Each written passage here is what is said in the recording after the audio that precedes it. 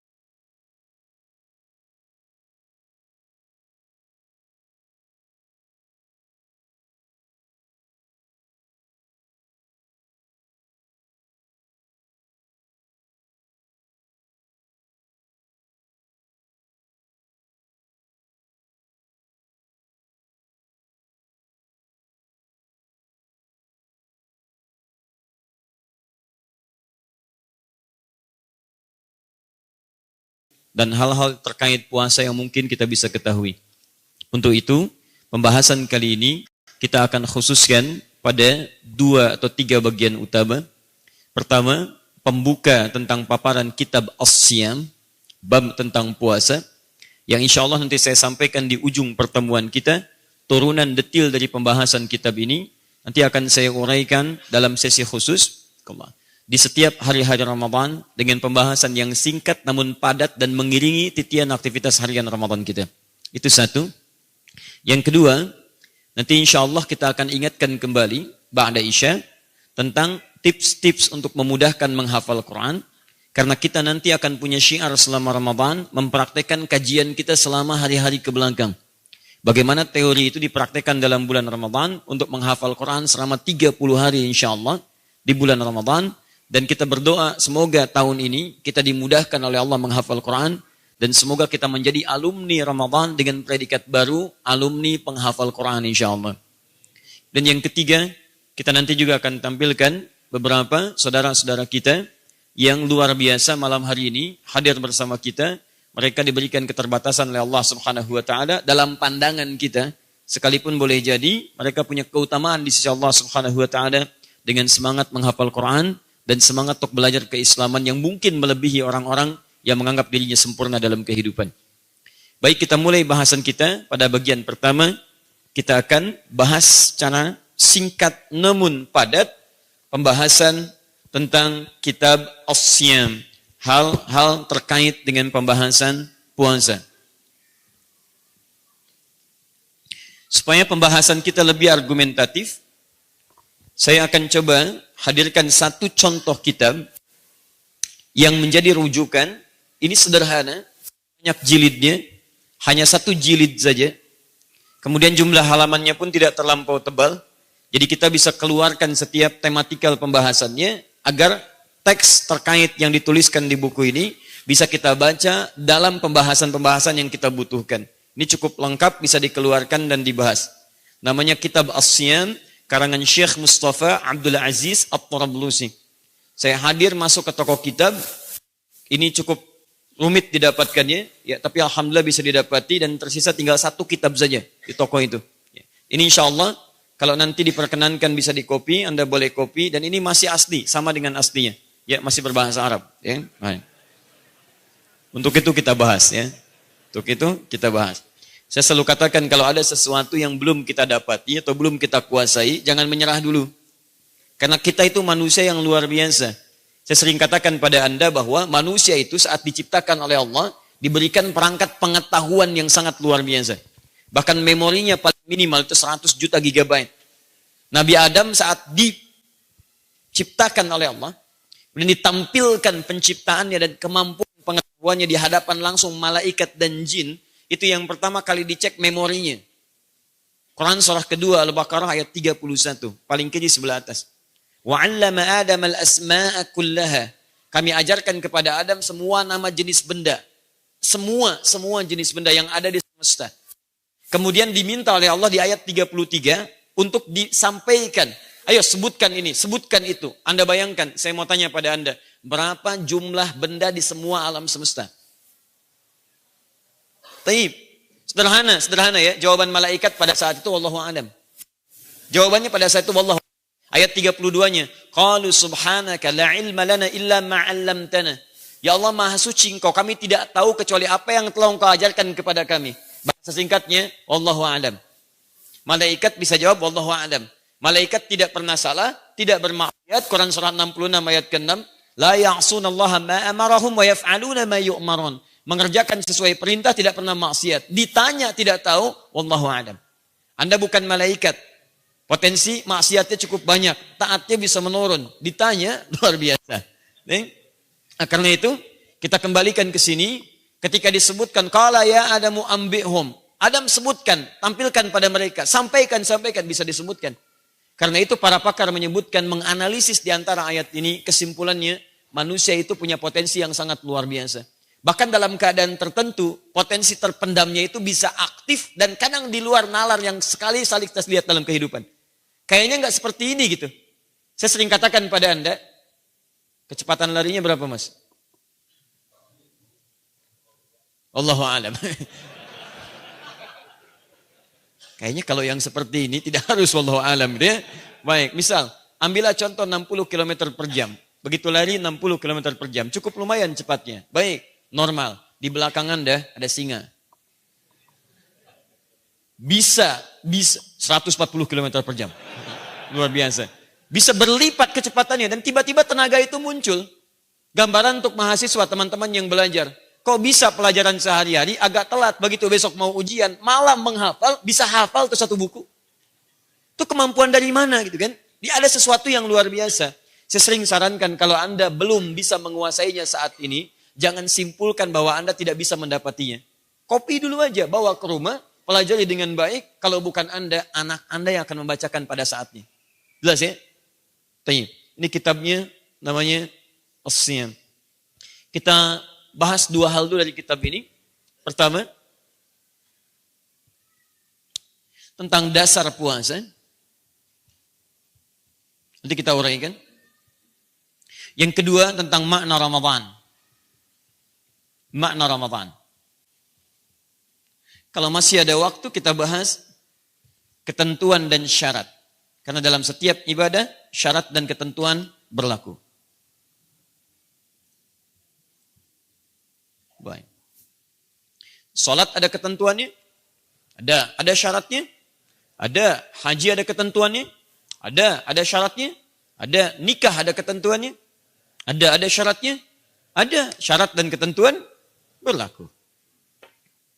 Taib, kita mulai bagian pertama. Kita agak cepat karena kita hanya punya waktu untuk bagian pertama ini. Kita mulai sampai dengan menjelang Isya insyaallah. Taib, bismillahirrahmanirrahim. Saya turunkan teorinya sebentar sebelum ke kitab. Ikhwas kalian, saudara-saudariku, penting diketahui bahwa setiap hal yang terkait dengan ibadah, kaidah sederhananya, mesti memiliki dasar. Yang disebut dengan dalil. Ini kaidah ibadah. Jadi sepanjang sesuatu disebut dengan ibadah, ditunaikan untuk mengharap ridha Allah Subhanahu wa taala, memiliki ketentuan dan cara tertentu, maka patokan utama dia mesti punya dalil, mesti punya dasar disebut dengan dalil namanya. Paham? Dan ketika Allah Subhanahu wa taala memerintahkan Nabi untuk mengerjakan apapun dalam bentuk ibadah, itu selalu diawali dengan dasar yang diturunkan. Muhammad kerjakan ini. Tiba saatnya lakukan ini. Hei orang beriman kerjakan ini. Hei orang beriman tinggalkan ini. Nah ulama sepakat ketika turun ketentuan itu, maka berlaku hukum ibadah yang dimaksudkan. Dengan 5 hukum utama. Nanti ada wajib, ada sunnah, ada mubah sebelumnya, ada makruh, ada haram. Semua ini dikemas dalam bentuk dalil bila terkait dengan persoalan ibadah. Jadi sederhana, kalau Anda ingin mengerjakan sesuatu sifatnya ibadah, cek dalilnya ada enggak? Paham ya? Baik, jika ada dalil, kerjakan. Tidak ada dalil, gak usah terlampau kreatif. Ya, jangan menyusahkan diri sendiri. Allah memberikan batasan itu supaya hidup kita mudah. Cukup kerjakan ini, aktualisasikan nilainya dalam kehidupan, jangan membuat repot diri sendiri. Jika ada, kerjakan. Tidak ada, cukupkan sampai di situ. Dan nanti jenis dalil jangan disimpulkan terbatas. Ada dari Quran dan Sunnah sebagai yang utama. Ada nanti ijma' dari para ulama. Ada qiyas nanti, dan ada turunan-turunan yang lainnya. Begitu turunannya ada, maka ada kemudahan bagi kita untuk mengerjakannya. Paham sampai sini? Baik. Jadi urusan agama, ibadah, patokannya apa? Dalil. Baik. Malam ini insya Allah ada tahajud? Ada. Dalilnya mana? Quran surah ke-17 ayat 79. Hadis riwayat Al-Bukhari nomor hadis 2008. Besok sebelum subuh ada salat 2 rakaat? Ada. Dalilnya mana? Hadis riwayat Muslim nomor hadis 724. Besok ada peluang menunaikan rawatib? Ada. Berapa rakaat? 12 rakaat. Dalilnya mana? At-Tirmidzi nomor hadis 414. Jadi begitu ada turunan dalil, ada kebolehan bagi kita mengerjakannya. Paham? Baik. Ba'da salat subuh teman-teman sekalian. Ada enggak salat 2 rakaat? Tidak ada. Dalilnya mana? Enggak perlu pakai dalil, memang enggak ada dalil. Jelas ya? Ketika dalilnya tidak ada, maka tidak berlaku kewajibannya. Ingat, yang dicari dalam ibadah bukan larangan, tapi perintah. Kalau larangan, Anda enggak akan temukan larangannya. Baik, salat subuh berapa rakaat? 2. Boleh 3? Kan enggak ada larangannya. Silakan temukan di Quran dan hadis. Enggak ada larangan salat subuh 3 rakaat. Anda cari sampai kiamat kurang 2 hari, enggak akan ditemukan. Baik. Kenapa? Karena dasar bahasanya bukan larangan, tapi perintahnya, ini poinnya. Jelas ya? Nah, sebaliknya, terkait dengan urusan dunia yang tidak terkait dengan ibadah dalam pengertian ritual, maka yang dicari larangannya. Ingat, bukan dalilnya, larangannya. Jika hal itu tidak terkait dengan ibadah dalam konteks ritual, maka yang dicari larangan, bukan perintahnya. Jangan dibalik. Ya, Anda setelah ini haus, kemudian datang ke Ihsan Mart, tiba-tiba ingin beli OIC. Begitu mau beli, Mas, OIC 1. Dalilnya mana ayo? Nggak akan ketemu. Ya, Anda pulang dari sini beli somai, dalilnya mana? Capek. Ya, maka yang seperti ini dicari larangannya. Sepanjang bukan yang haram, Anda boleh kerjakan. Nah, sekarang ada pembahasan tentang puasa. Puasa itu ibadah bukan? Ibadah, karena dia masuk pada kategori ibadah, terkait hubungan kita juga dengan Allah Subhanahu wa taala, maka dia mesti punya dasar atau dalil yang mengharuskan ini kemudian ditunaikan sesuai dengan ketentuan-ketentuannya. Apa dalil yang menunjuk pada kewajiban puasa ini? Maksud saya, kalau nanti Anda ditanya, kita bisa paham ini rupanya yang menjadikan kita itu mesti menunaikan ibadah yang dimaksudkan. Masih ingat tadi? Dari dalil turun hukum ada berapa? 5. Satu apa? Gini. Kalau ingin cepat memahami hukum, tarik garis begini. Kemudian beri titik di tengah-tengah. Atau garis. Di tengah ini tuliskan M, mubah. Garis kanan, kalau geser ke kanan, ambil positif ke sini. Ambil negatif ke sini. Kalau geser ke kanan, naikkan sedikit sini sunnah. Sampai sini lagi wajib. Geser ke kiri jadi negatif ke sini, mubah, turun sini makruh. Jelas? Tidak ada larangan, cuma tidak disukai. Dosa sih enggak, cuman Allah enggak suka. Baik, Anda mengerjakan itu, cuman dosa sih enggak, cuman Allah enggak suka. Kalau Allah enggak suka, bagaimana rahmat bisa turun kepada Anda? Jelas ya? Anda mau bertamu pada seseorang, orangnya enggak suka. Anda ke situ dosa sih enggak, cuman ketika Anda datang di hadapannya, dia enggak suka akan kedatangan Anda. Bagaimana kira-kira Anda berinteraksi dengan orangnya? Nah sekarang Anda mengerjakan perbuatan yang Allah enggak sukai, dosa sih enggak. Cuman kayaknya ketika Anda ingin mengerjakan, bagaimana Allah menyikapi pekerjaan Anda itu? Paham ya? Tarik ke sini, haram. Untuk menentukan apakah ibadah memiliki turunan hukum ini, apakah dia menjadi mubah, sunnah, wajib, makruh, bahkan haram, kita harus lihat pada keadaan dalil saat diturunkan yang meminta kita mengerjakan atau meninggalkan ibadah yang kalau sifatnya perintah untuk kerjakan, kemungkinan besar ini ada ini. 3 dari sini tarik ke kanan. Dari mubah naik ke sunnah dan ke wajib. Kalau sifatnya larangan teman-teman sekalian, maka kemungkinan tarik ke sini. Bisa makruh, bisa haram. Jelas? Ini perintah, ini larangan. Paham sampai sini? Baik, sekarang kita praktekkan ini ke dalam konteks puasa. Kita lihat apakah itu sifatnya perintah atau larangan. Setelah itu kita lihat apakah sifatnya kalau perintah sunnah atau wajib. Dengan itu kita mengerti pembahasan tentang dasar kewajiban kita dan konsekuensinya apa. Kalau sunnah konsekuensinya apa, kalau wajib konsekuensinya apa dalam kehidupan kita. Paham? Alhamdulillah. Satu. Walaupun kita sudah sama-sama memahami, tidak ada salahnya kalau kita coba sedikit bacakan apa yang dituliskan di kitab ini. Bismillahirrahmanirrahim. Shaumu Ramadan, puasa Ramadan, wajibun binassil kitabi was sunnah wal ijma'. Sudah diberikan kesimpulan pertama, tapi tahan sebentar. Puasa Ramadan itu dalilnya ada di Alkitab, Al-Quran. Kemudian as-sunnah, sunnah Nabi SAW. Dan ketiga, ijma'. Kesepakatan para ulama dalam satu hukum tertentu yang tidak bisa dibantah lewat aspek-aspek yang lainnya. Kita lihat pertama, dalilnya dari Al-Quran, surah kedua Al-Baqarah, ayat 183. Quran, surah kedua, ayat 183. Perhatikan redaksinya. Saya ajarkan Anda sedikit untuk membaca bahasa-bahasa Al-Quran. Lihat baik-baik. Ya ayyuhalladzina amanu. Hei orang-orang yang telah menyatakan dirinya beriman kepada Allah Subhanahu wa taala. Fokus ya.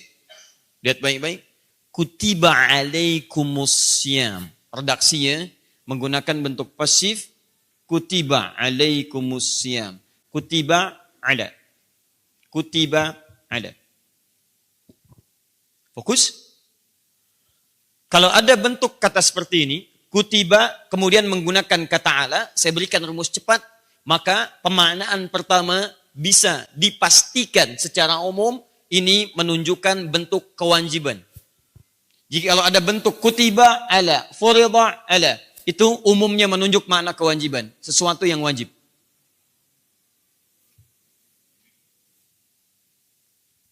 Sudah? Baik. Jika saya ulang, ada ayat Al-Quran atau hadis Nabi SAW, ketika disampaikan menggunakan kata farada, menggunakan kata kataba atau kutiba, itu secara umum, maka kaidahnya umumnya menunjukkan makna wajib. Jelas? Saya ulang, umumnya menunjukkan makna apa? Wajib. Jadi ketika Allah menyampaikan ya ayyuhalladzina amanu kutiba ala, begitu menggunakan kata kutiba ala, ada kata kutiba ala, setiap kata yang diawali dengan kata kutiba, bila dia berbentuk perintah, maka menunjukkan makna kewajiban, sesuatu yang wajib. Tahan. Paham sampai sini? Baik. Jadi kalau kalimatnya menggunakan kata kutiba ala, hukumnya apa? Wajib. Karena petunjuknya menunjukkan makna wajib, maka tarik hukumnya dengan turunnya ayat ini, hukumnya puasa memiliki hukum wajib berdasarkan turunnya ayat ini menggunakan redaksi kutiba ala. Paham di sini? Baik. Satu. Ya ayyuhalladzina amanu kutiba alaikumussyam. Hai orang-orang yang beriman, langsung terjemahannya disebutkan diwajibkan atas kalian menunaikan puasa. Dari mana datangnya kalimat diwajibkan atas kalian? Karena setiap bentuk kata kutiba maknanya wajib. Karena itu langsung dipahami. Karena maknanya wajib, maka hukumnya pun langsung disimpulkan. Hukum puasa saat ayat ini turun, bukan menunjuk pada puasa sunnah, bukan puasa Senin, bukan puasa Kamis, bukan puasa Daud, bukan puasa Ayyamul Bid, tapi puasa khusus yang memiliki hukum wajib. Paham? Puasa Senin hukumnya apa? Puasa Kamis hukumnya apa? Sunnah. Puasa Daud hukumnya apa? Silakan cek hadis-hadisnya. Kalau Anda kemudian mendapati hadisnya, Anda tidak akan temukan kalimat kutiba melekat di sana dengan menunjuk penegasan makna kewajiban. Jadi saya ingin sampaikan pada Anda, ketika ayat ini turun menggunakan kata kutiba, yang dimaksud bukan puasa-puasa yang sunnah. Tapi yang dimaksud puasa berhukum wajib. Paham? Baik, konsekuensinya. Wajib. Bila dikerjakan, dapat apa? Pahala. Ini kaidah fikihnya. Bila dikerjakan, dia mendapat pahala. Bila sengaja ditinggalkan, mendapat apa? Dosa. Ringan sekali, dosa. Masya Allah. Tahan sampai sini. Dikerjakan dapat apa? Pahala. Ditinggalkan dapat apa? Dosa. Baik, saya ambil contoh yang lain. Setiap ada turunan kata kutiba, kataba, kitab, ini menunjukkan sesuatu yang apa? Wajib. Buka Quran surah keempat ayat 103. Paling kanan pertengahan. فَإِذَا قَضَيْتُمُ الصَّلَاةَ فَاذْكُرُوا اللَّهَ قِيَامًا وَقُعُودًا وَعَلَى جُنُوبِكُمْ فَإِذَا اطْمَأْنَنْتُمْ فَأَقِيمُوا الصَّلَاةَ إِنَّ الصَّلَاةَ كَانَتْ عَلَى الْمُؤْمِنِينَ كِتَابًا مَوْقُوتًا. Kewajiban yang telah ditetapkan waktunya. Begitu ayat ini menggunakan kata kitab, turunan dari kata kutiba, kataba, ini menunjukkan yang dimaksud solat wajib. Jelas? Solat ketika turun kalimatnya menggunakan turunan kata kataba, kutiba, kitab, hukumnya wajib. Jadi kalau solat wajib, berapa waktunya? 5 waktu, subuh, zuhur, asar, maghrib, isya. Jadi konsekuensinya sama dengan yang ini. Dikerjakan dapat pahala, ada yang meninggalkan dapat apa? Dosa. Kalau pahala, tempat muaranya apa namanya? Surga. Baik. Kalau dosa, muaranya apa namanya? Neraka. Kalau bicara surga neraka bukan di dunia, bicaranya akhirat, saat pulang ke akhirat. Ini bekal yang dibawa. Jadi seakan-akan Allah ingin memberikan gambaran kepada kita. Duhai yang ingin punya banyak pahala, yang ingin cepat masuk surga, ini saya turunkan amalan yang dengan ini banyak peluang Anda untuk mendapatkan bekal-bekal ke surga. Tapi kalau nggak mau, silahkan aja. Kalau memang Anda sudah pengen ngapling tempat di neraka. Paham? Baik, itu cara memahami singkatnya. Di ketika Allah menurunkan perintah puasa, ingat, hakikatnya Allah bukan ingin memberikan beban kepada kita, tapi ingin mewujudkan harapan orang-orang yang mencita-cita masuk surga. Jelas ya? Coret. Bagian pertama kita dapatkan. Sekarang, siapa yang dapat kesempatan untuk menunaikan puasa ini yang berhukum wajib? Ya ayyuhalladzina amanu, duhai para pemilik iman. Pemilik imannya menggunakan kata alladzina, alladzina disebutkan sebanyak 1080 kali dalam Al-Quran. Secara singkat, jika kalimatnya menggunakan kata alladzina, huruf sambung menunjuk pada subjek bahkan objek, ini dalam bahasa Arab secara singkat menunjuk makna luas tanpa batas. Kalau dalam konteks ibadah, sepanjang dia sudah memasuki masa baligh. Mau laki-laki, mau perempuan, mau besar, mau kecil, mau tua, mau muda, sepanjang dia sudah beriman kepada Allah, sepanjang sudah masuk masa balighnya, maka masuk dia kemudian dalam kategori diwajibkan dalam menunaikan puasa. Jelas sampai sini? Baik. Lihat cara memahaminya. Apa hukum puasa? Wajib. Kalau wajib hukumnya apa? Harus dikerjakan. Dapat apa? Pahala. Untuk mendapat pahala muaranya apa? Surga. Saya buat persamaannya. Begini cara memaknainya. Ibadah, hukum wajib, dapat pahala, sama dengan surga.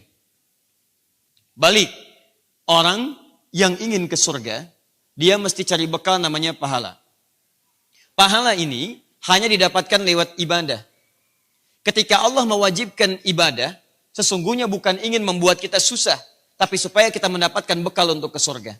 Jadi kalau ada orang mengatakan, ya Allah saya ingin ke surga, kata Allah, baik saya berikan kemudian kamu bekalnya. Ambil bekal ini kamu bisa ke surga. Paham? Apa bekalnya? Pahala. Lewat mana? Ibadah. Jadi kalau Anda diminta oleh Allah dengan satu kewajiban, jangan mengeluh. Karena sesungguhnya kewajiban diturunkan bukan ingin membuat kita lelah dalam menunaikannya, tapi ingin mempercepat cita-cita yang kita harapkan. Paham sampai sini? Karena itu saya berikan Anda rahasia luar biasa. Saat ayat ini turun, tidak ada satu sahabat pun kemudian yang merasakan sedih, yang merasa pesimis, tapi pada umumnya seluruhnya ketika muncul ayat kewajiban mereka gembira. Karena tiket surga mereka dibagikan oleh Allah Subhanahu wa ta'ala lewat ibadah itu. Jadi kalau Anda sedang malas-malas, maaf ya, sholat dipanggil agak malas, dekat puasa agak perasaan belum siap. Pahami lewat pemahaman seperti ini. Ini Allah turunkan pada saya supaya saya meraih surga saya, bukan ingin mempersulit keadaan hidup saya. Jelas? Coret. Ya ayyuhalladzina amanu, wahai orang-orang yang telah menyatakan beriman kepada Allah. Mau laki-laki, perempuan, tua, muda, sepanjang dia baligh, kutiba alaikumus syiyam, diwajibkan atas kalian menunaikan puasa. Baik, kalimat kutiba alaikumussyam secara spesifik menunjukkan bahasan pertama kita, dasar kewajiban ibadah puasa. Quran surah kedua ayat 183. Dasar pertama. Kama kutiba 'alal ladzina min qablikum la'allakum tattaqun. Dua, sunnah.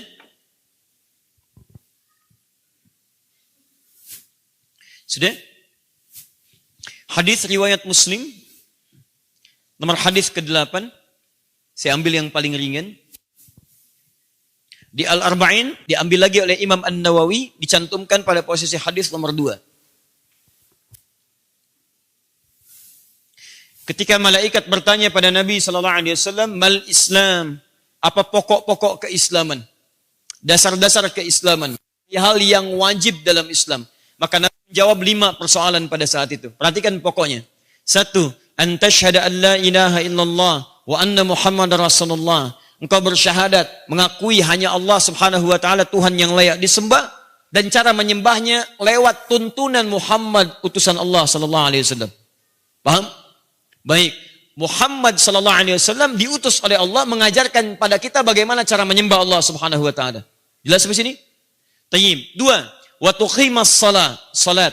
Jadi kalau ada orang kemudian mau masuk Islam, dia salat tapi tidak syahadat, tidak sah keislamannya. Syahadat dulu. Kalau ada orang sudah bersyahadat tapi dia tidak mau salat, ada yang tidak sempurna dalam keislamannya. Jelas? 3, wa tu'tiyaz zakah. Anda mengeluarkan zakat. Saat Anda memiliki harta masuk dalam kategori wajib zakat, keluarkan zakatnya. 3. 4. Watasuma Ramadan. Dan Anda tunaikan puasa Ramadan. 5. Watahujjal baita in istata'ta ilaihi sabila. Yang kelima, menunaikan ibadah haji jika engkau telah menyiapkan kemampuan dalam mewujudkannya. Dalam hadis ini, Nabi menempatkan puasa pada urutan yang keempat. Ketika ditanya oleh malaikat Jibril, jawaban Nabi SAW tentang kewajiban dalam Islam, Nabi menjawab puasa. Urutan nomor 4. Lihat, ayatnya menyebutkan wajib. Hadisnya menunjukkan wajib.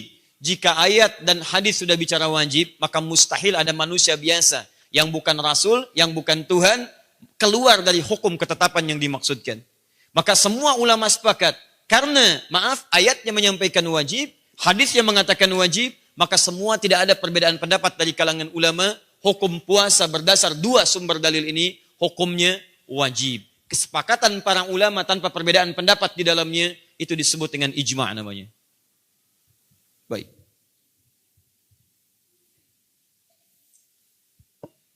Tahan. Kita belajar pengetahuan sejenak ya, supaya lebih mengetahui argumentasi dengan baik. Jika satu kewajiban, satu perintah jelas dari Qur'annya, jelas dari hadisnya, dan ada ijma' di dalamnya, perhatikan baik-baik, maka kaidahnya ibadah yang diturunkan ini tidak main-main dan ada sesuatu yang sangat istimewa di dalamnya. Saya ulang, jika ayatnya sudah jelas, hadisnya jelas menunjukkan hukum, dan ulama tidak ada perbedaan pendapat di dalam menetapkan hukumnya sesuai dengan 2 dasar tadi, maka ini menunjukkan ibadahnya sangat penting dan ada sesuatu yang sangat istimewa di dalamnya. Paham sini? Nah, sekarang pertanyaannya, apa keistimewaan ibadah ini sampai-sampai ayatnya tidak ada yang samar mengatakan wajib, hadis yang mengatakan wajib, dan tidak ada satupun ulama yang berbeda pendapat untuk menetapkan kewajibannya.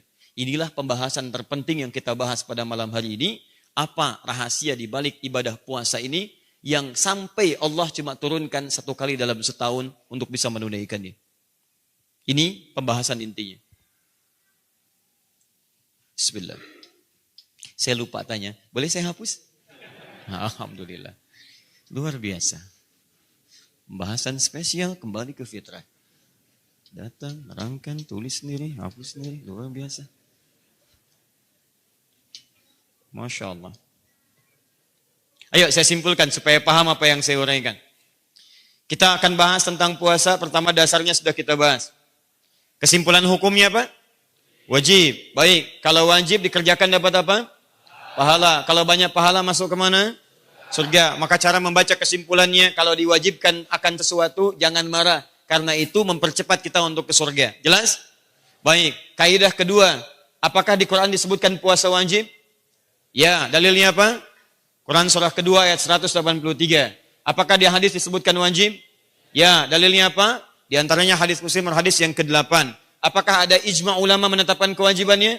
Ya, kaidah selanjutnya, jika di Quran dikatakan wajib jelas, hadis jelas dan ulama ijma', ini menunjukkan ada yang istimewa dalam ibadah itu. Saking istimewanya, semua jelas, tidak ada perbedaan di dalamnya. Apa keistimewaan Ramadan? Ini pembahasan yang kedua. Baik. Masih ingat tadi puasanya hukumnya apa? Wajib. Kalau Senin puasa hukumnya apa? Baik. Selasa hukumnya apa? Baik. Rabu hukumnya apa? Kamis hukumnya apa? Puasa Daud hukumnya apa? Ayyamul Bid hukumnya apa? Karena ini puasanya wajib, maka yang dimaksud bukan nama-nama puasa tadi. Pertanyaannya, puasa apa yang diwajibkan saat ayat ini diturunkan? Puasa apa namanya? Apa dalilnya? Baik. Quran surah kedua ayat 185.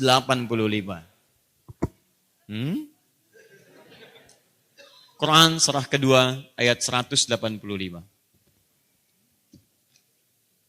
Awas, tidak cukup dengan ayat 1 yang tadi. Ayat 183 mengatakan, Ya ayyuhalladzina amanu kutiba alaikumusiyam. Hei orang-orang beriman, sekarang wajib puasa. Kalau nggak dikasih tahu kapan waktunya, bagaimana menunaikannya? Anda tanya, ya Allah, puasa apa ini? Kapan waktunya? Maka turun ayat selanjutnya menerangkan, ini yang saya maksudkan, bukan puasa yang lain. Kapan ya Allah waktunya? Ayat 185-nya, paling kiri pertengahan. Syahrul Ramadan alladzi unzila fihil Qur'an. Puasa yang saya maksudkan ini, bukan puasa yang sebelumnya kamu tunaikan, terbiasa kamu kerjakan, bukan yang itu. Ini adalah puasa yang khusus ditunaikan pada bulan Ramadan saja. Bulan yang saat itu Al-Quran diturunkan. Ramadan. Masya Allah. Paham? Jadi puasa yang dimaksudkan puasa apa? Ramadan hukumnya apa? Ada pahalanya? Kalau ada peluang ke surga? Siapa yang ingin masuk surga boleh angkat tangan? Masya Allah, semua angkat tangan. Baik, saya ulangi. Siapa yang masuk surga angkat tangan? Baik, semua angkat tangan. Tahan sebentar. Ramadan, di dalamnya ada pahala mengantarkan Anda ke surga. Jadi kalau orang dikasih surga, dia angkat tangan. Ada orang dikasih Ramadan, dia enggak angkat tangan. Orang aneh. Orang aneh, karena Ramadan dibuat untuk mengantarkan Anda ke surga. Makanya ketika ayat ini diturunkan, semua bahagia. Kenapa? Karena ada bekal ke surga diberikan oleh Allah pada saat itu. Jelas ya? Makanya cara baca Anda begitu Ramadan mau datang, ya Allah surga mau datang nih. Tiket mau dibagikan. Jadi mustahil ada orang beriman, itu ketika menghadapi Ramadan, dia nggak suka, itu mustahil. Mustahil. Hanya kecebong yang tidak suka. Tahu artinya kecebong? Apa? Bukan, keputusan cepat tapi bohong-bohongan. Baik. Sekarang pertanyaan terbesarnya, apa rahasia pertama dari penamaan Ramadan? Kenapa diberi nama Ramadan? Bukan Rajab, bukan Sya'ban, bukan yang lain. Kita lihat nanti setelah menunaikan sholat Isya berjamaah. Assalamualaikum warahmatullahi wabarakatuh.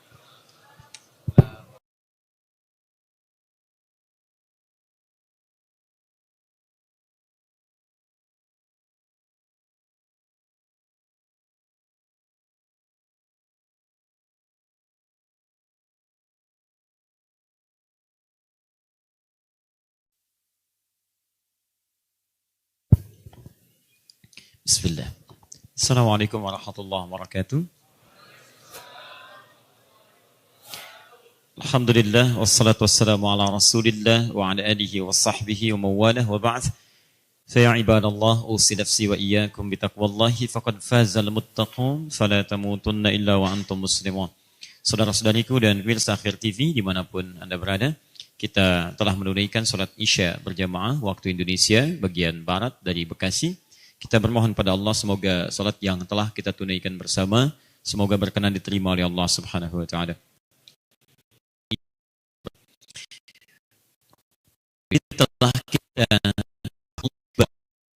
depan kesimpulan cepatnya lewat kewajiban Allah ingin memperkenalkan kita terbaik menuju surga. Karena ibadah bersanding dengan pahala, pahala pembuka pintu surga. Karena itu ketika kewajiban datang, seluruh orang-orang beriman di masa Nabi, era setelahnya, generasi terbaik, cara membacanya, tiket saya datang, bukan beban yang kemudian dihadirkan. Yang kedua, cara membaca kewajiban, perhatikan, ada beberapa bagian dalam ketentuan syariat yang Anda mutlak membaca dengan iman, jangan dahulukan akal. Sebab ketika Anda dahulukan akal, beban muncul terlebih dahulu, minimal beban pikiran. Tapi ketika Anda dahulukan iman, ketenangan dan kenyamanan yang hadir dalam kehidupan kita. Orang kalau melihat wajib umumnya ada perasaan beban tersendiri. Tapi kalau Anda baca pakai iman, justru wajib itu menunjukkan sayangnya Allah kepada kita. Di seakan-akan Allah ingin menjaga kita, supaya tidak keluar dari rel surga kita. Saking sayangnya Allah, saya nggak pengen kamu tidak masuk surga. Saya nggak pengen kamu keluar dari surga. Kamu harus masuk, saya wajibkan ya. Di begitu wajib itu muncul, itu untuk menjaga kita, supaya kita nggak keluar dari surga. Itu bentuk kasih sayang. Kalau Allah nggak sayang, Allah bebaskan aja. Yo kamu yang mau sholat, yang enggak.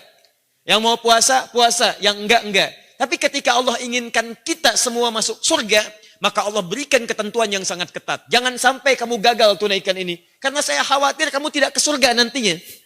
Itu kalau diterjemahkan dalam bahasa kita. Paham ya? Makanya ketika waktu sholat tiba, orang-orang yang paham itu bekal ke surga, dia akan bahagia. Jadi begitu selesai maghrib, datang isya. Alhamdulillah, baru tadi dapat pahala. Sekarang mau dikasih tugas untuk dapat surga lagi. Begitu selesai zuhur, datang asar. Alhamdulillah.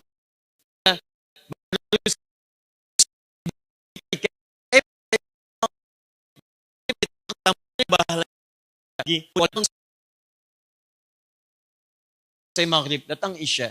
Baru maghrib, kok udah isya lagi? Masya Allah. Baru tidur sebentar, terasa tiba-tiba datang subuh misalnya. Baru isya, kok sudah subuh lagi? Terus Anda beban teman-teman. Rasanya baru kemarin, kok sudah Ramadan lagi? Cepat amat ya, si amat aja nggak cepet. Masya Allah, katanya Anda pengen ke surga. Paham ya? Dari situ kita syukuri ada sesuatu yang sangat luar biasa diturunkan. Tapi persoalannya, Allah memberikan nama terbaik untuk puasa ini dengan segala keutamaannya. Bukan bulan-bulan biasa, bukan nama biasa. Turun Quran surah kedua Al-Baqarah ayat 185. Melekatkan nama yang sangat spesial, dinamakan dengan Ramadan. Syahrul Ramadan alladzi unzila fihi al-Quran. Puasa yang saya wajibkan kata Allah. Dengan segala keistimewaannya, bukan momentum biasa, tapi saya tetapkan di bulan Ramadan, yang saat itu Al-Quran diturunkan. Pertanyaannya, apa pemaknaan atau esensi dari nama Ramadan ini yang menghadirkan nilai-nilai keistimewaan di dalamnya? Karena setiap perintah yang jelas kewajibannya, jelas Qurannya, jelas hadisnya, jelas ijma' ulamanya, ada rahasia dalam setiap titian salinan huruf dan kalimatnya. Paham sampai sini? Kita lanjutkan insya Allah.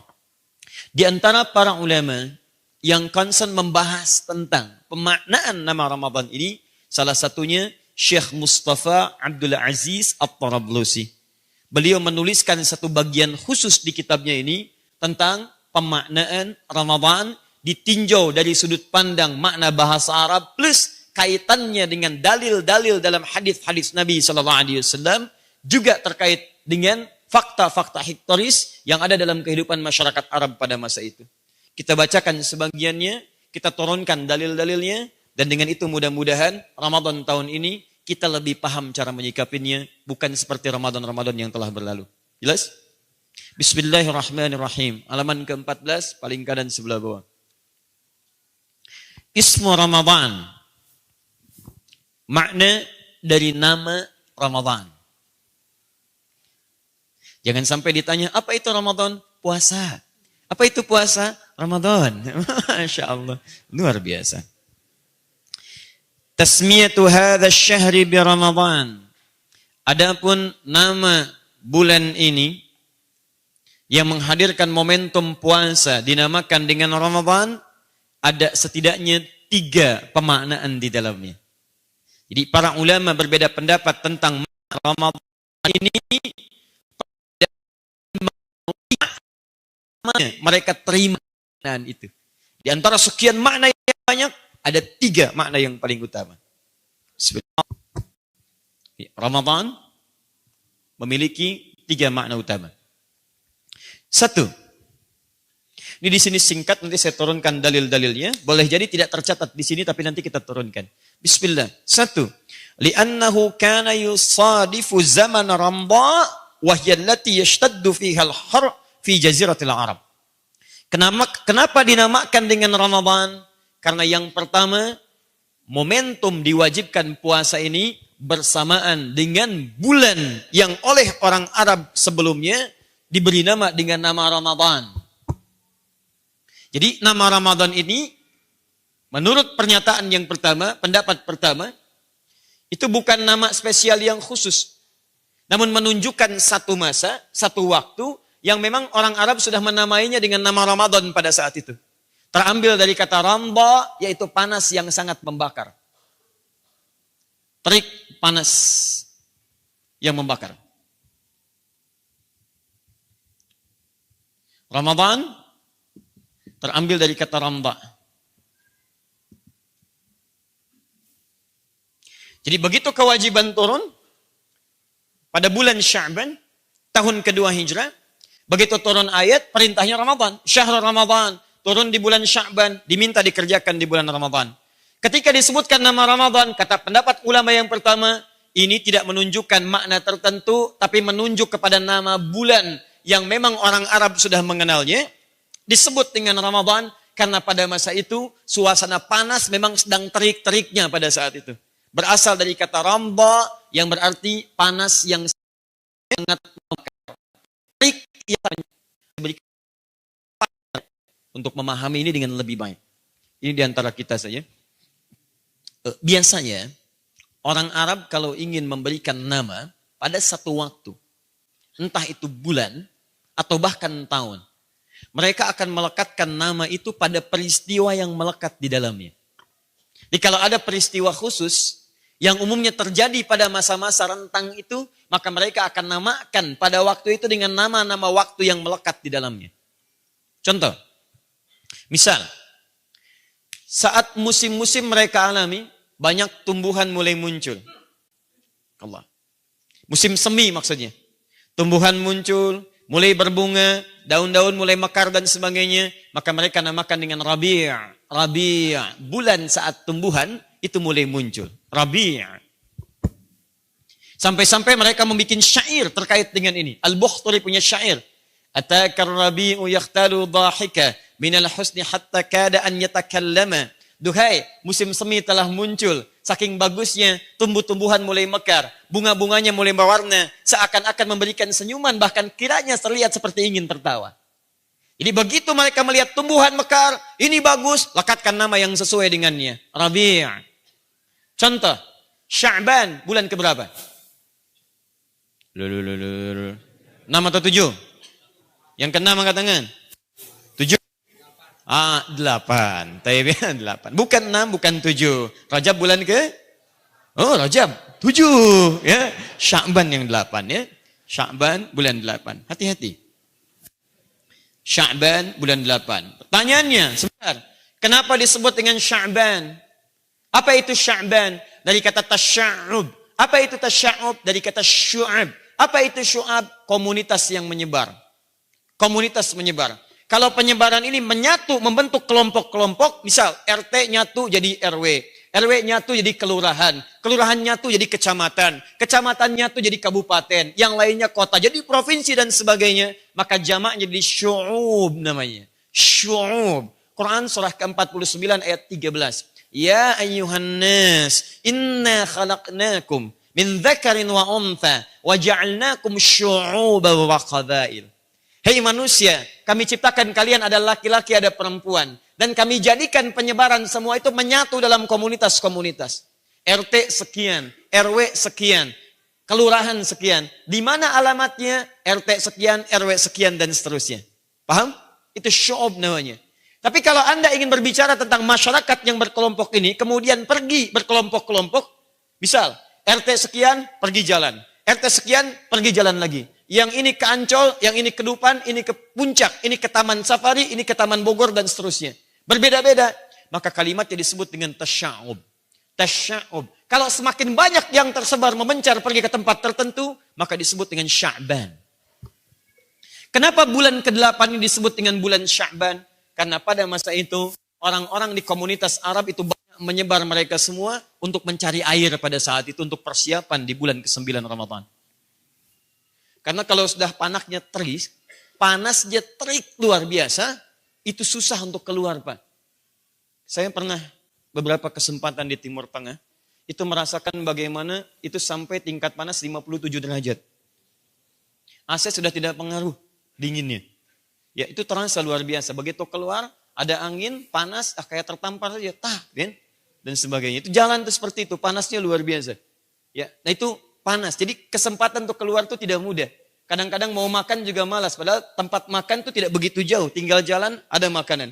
Disiapkan, tinggal ngambil. Makanan dituangkan, tinggal makan. Cuman karena panasnya luar biasa, keluar itu tidak mudah.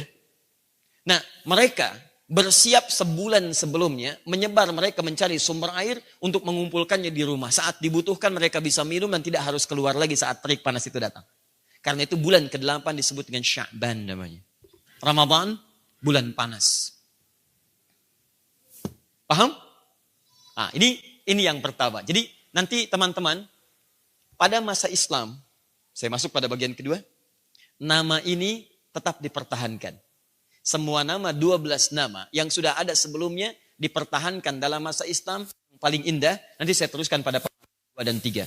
Yang paling menarik, dalam setiap nama ini ada nama-nama yang terkait dengan hadis-hadis, bahkan esensi-esensi ayat yang turun. Rajab, tetap Rajab. Di masa jahiliyah ada Rajab.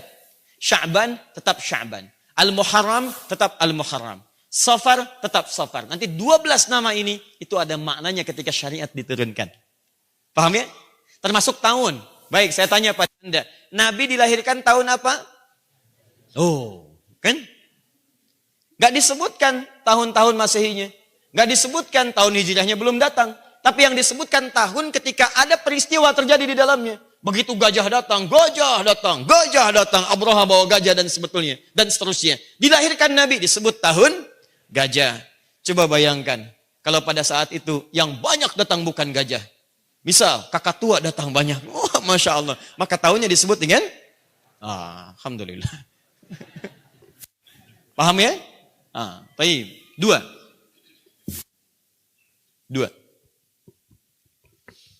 Di bahasa Arab tuh banyak yang unik-unik, Pak. Karena harakat juga ada maknanya. Fathah ada maknanya, kasrah ada maknanya, dhammah ada maknanya. Bahkan nanti makna itu dibawa ke tajwid. Dhammah, dha, sesuatu yang mengumpul, Kalau Anda menyebutkan harakat dengan dhammah, maka berkumpul kemudian di mulut Anda, kan? Fathah terbuka kalau disebut fathah, kan? I tipis, harakat yang tipis, tipis, anti, ti, gitu kan? Anta, antum, ya. Itu ada indah. Jadi kalau Anda terapkan dalam pembacaannya pun, itu harakatnya akan nempel. Dan hebatnya, nanti di ilmu tertentu khusus tentang, ma'anil loghah. Ke ma'anil huruf itu ada makna-makna. Kenapa perempuan identik dengan kasrah? Laki-laki identik dengan fathah. Jadi kalau Anda disebutkan, kamu laki-laki apa? Anta, Tapi kalau ke perempuan apa? Ti, anti, ta, anta. Kenapa? Untuk menunjuk harakat kasrah itu tipis. Karena perempuan itu harakat-harakatnya penuh dengan kelembutan. Tipis, karena sifatnya lebih lembut. Ada keanggunan di dalamnya. Dia ada harakat-harakat yang ketika disebutkan kalimatnya mewujudkan karakteristik kehidupannya. Laki-laki tidak terbuka. Fathah. Penuh dengan di bawah. Fathah alamatnya nasab. Nasab sesuatu yang tertancap dengan kuat. Kalau sudah punya prinsip yang kuat, sulit kemudian untuk ditolak. Papa sudah katakan begini. Tapi Pak tidak begini. Fathah. Perempuan tidak. Kasrah. Masya Allah. Dah pulang dari sini jam 1 malam. Begitu keluar, gitu ya. Anda nggak usah takut, tunjuk. Kasroh ya. Itu sudah selesai masalah. Terus dia berubah. Fathah ya. Sudah. Habis itu lari. Udah. 2. Allahumma shalli ala Muhammad. Apa yang terjadi malam ini? 2. Bismillah. Ini menarik. Wakila Summiya Ramadan li'annahu yarmadu dzunub aw yahriquha. Allahu akbar. Kedua, tidak ada ini satu golongan dari ahli bahasa. Tidak ada dalam bahasa Arab setiap kalimat yang tidak punya makna. Terlebih ketika kalimat itu dipertahankan dalam masa-masa syariat. Kalau ada kebiasaan orang Arab, urf, kemudian dipertahankan pada masa Islam, itu tandanya ada kebaikan di dalamnya atau ada kesesuaian dengan nilai-nilai syariat di dalamnya. Jadi syariat itu mengakomodir tradisi sepanjang tradisi itu tidak bertentangan dengan syariat. Apalagi kalau ada nilai-nilai syariat memang diterapkan dalam tradisi itu. Contoh, orang jahiliyah itu punya tradisi menghormati orang yang baru punya keturunan dengan melekatkan nama, awas, anak pada bapaknya. Langsung nama bapak dilekatkan pada bagian anaknya. Contoh, misal Nabi Muhammad SAW punya anak pertama. Siapa namanya? Al-Qasim. Al-Qasim. Maka beliau dihormati, ya, disanjung dengan nama itu, disebutkan nama umum bagi ayah, namanya Abun. Kemudian nama anaknya Abul Qasim. Abul Qasim. Ketika disebutkan Abul Qasim itu bukan masa Islam, dari zaman jahiliyah sudah ada. Cuman itu bagus untuk penghormatan orang lain. Seakan-akan kami senang dengan lahirnya anak Anda yang pertama. Anda bahagia, kami pun ikut bahagia. Ada nilai kebahagiaan di dalamnya. Bukankah saat orang melahirkan Anda ikut bahagia juga? Alhamdulillah telah lahir anaknya, Masya Allah, lucu ya, imut ya, Alhamdulillah, mudah-mudahan Allah berkahi. Anda ikut bahagia. Yang lahir anak orang lain yang bahagia Anda. Anda bayangkan, makanya dilekatkan pada masa itu kalimat yang melekatkan pada anaknya. Abul Qasim. Ya, dan turunan-turunan yang lainnya. Itu boleh kemudian Anda praktekkan di masa kekinian. Gak ada masalah, di Arab sampai sekarang ada. Abu Muhammad, padahal namanya Hasan. Anak pertamanya Muhammad dikenal dengan Abu Muhammad. Taib, antum kenal dengan di antara paman Nabi namanya Imran? Abdul Manaf? Tidak. Kalau Abu Talib kenal? Kenal di mana? Luar biasa. Abu Talib. Abu Talib. Siapa itu Abu Talib? Teman-teman sekalian, siapa Abu Talib? Nama aslinya bukan Abu Talib. Nama aslinya Imran. Ada yang menyebut Abdul Manaf. Anak pertamanya Talib. Anak keduanya kemudian ada Ja'far. Anak selanjutnya kemudian ada Ali bin Abi Thalib radhiyallahu ta'ala anhu. Maka dikenal dengan Abu Talib. Jelas sampai sini? Baik. Teruskan.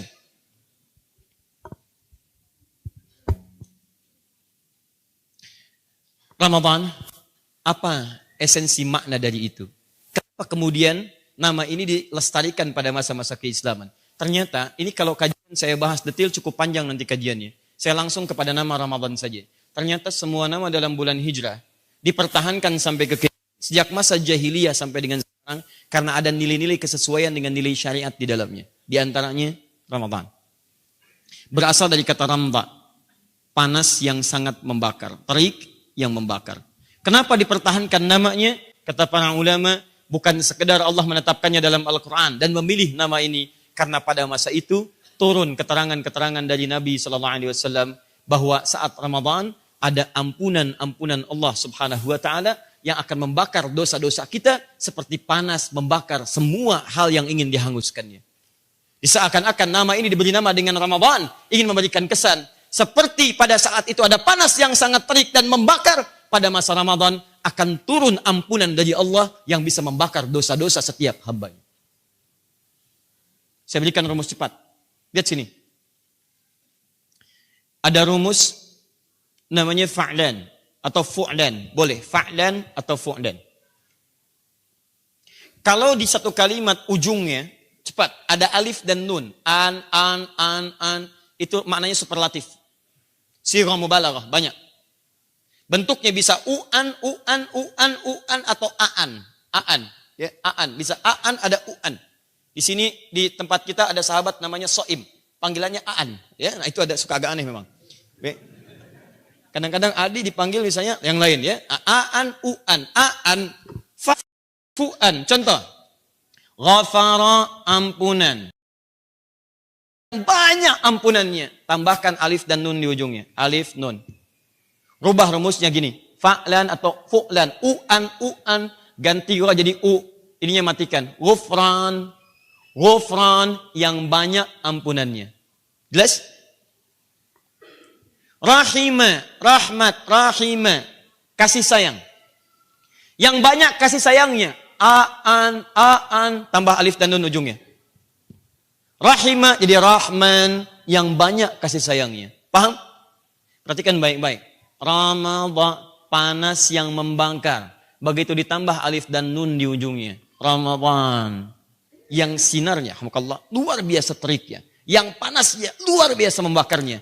Ketika makna itu dikaitkan dengan nilai keistimewaan Ramadhan, ada satu nilai yang terkait dengan makna terik tadi. Apa itu? Banyaknya ampunan Allah diturunkan saat Ramadhan, siang dan malamnya, sehingga siangnya dibakar dosa Anda, malamnya dibakar dosa Anda. Seperti panas yang sangat terik membakar, siang malam Ramadhan ada ampunan yang panas terik membakar semua jenis dosa yang pernah Anda kerjakan.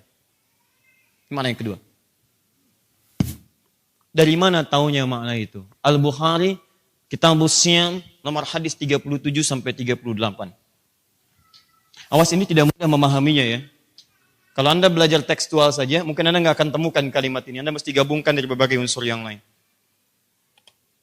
Fokus, ini bukan ilmu otak-atik ngarang, bukan. Ya. Lihat baik-baik. Saya mulai dengan nomor 38-nya dulu. Man shama Ramadhana imanan wahtisaban ghufira lahu ma taqaddama min dhanbi. Siapa yang menunaikan puasa Ramadhan, bukan yang lain. Man shama Ramadhana, man shama Ramadhana. Siapa yang menunaikan puasa Ramadhan, bukan yang lain. Bukan Senin, bukan Kamis, bukan yang Ayyamul Bid, bukan yang lain. Ramadhan. Dia lakukan imanan karena yakin pada Allah Subhanahu wa taala. Wahtisaban, dia kerjakan dengan serius, sungguh-sungguh. Dia hitung dosa-dosanya. Karena ihtisab itu terkait dengan makna muhasabah. Muhasabah terkait dengan introspeksi diri. Melihat kekurangan diri kita. Menyesali dosa-dosa kita. Maka kalau Anda lakukan dengan serius sambil menghitung menyesali diri disebut dengan ihtisab. Dia lakukan dengan sungguh-sungguh, dia koreksi dirinya. Apa yang terjadi? Ghufira lahu ma taqaddama min dhanbi. Kalimat Ramadan disandingkan dengan ghufira lahu, diampuni semua dosa-dosanya. Digugurkan dosa-dosanya. Diampuni semua dosa. Menunjuk semua dosa yang pernah ia kerjakan. Saya mau tanya pada Anda, kalau puasa itu siang atau malam? Yang malam angkat tangan. Yang siang angkat tangan. Tayyib. Allahu a'lam. Puasa itu siang. Perhatikan cara memahaminya, awas, fokus. Setiap kalimat kita ambil maknanya. Siapa yang puasa? Puasa dikerjakan di siang hari. Di bulan Ramadan. Berarti ada siang hari di bulan Ramadan yang berpeluang menghadirkan ampunan-ampunan dari semua dosa. Cuma Ramadan, tidak ada yang lain. Ramadan, panas terik membakar. Ramadan, menghadirkan sengatan yang luar biasa. Ramadan lewat hadis ini menyengat dosa-dosa Anda. Kalau Anda berpuasa dengan benar, maka semua dosa-dosa Anda disengat, dibakar, dihanguskan. Selesai sampai saat itu. Siang Ramadan. Saya tanya pada Anda, kalau siang Ramadan sekali atau 2 kali? Sekali. Yang 2 kali? Bukan sekali, bukan 2 kali. Sebulan.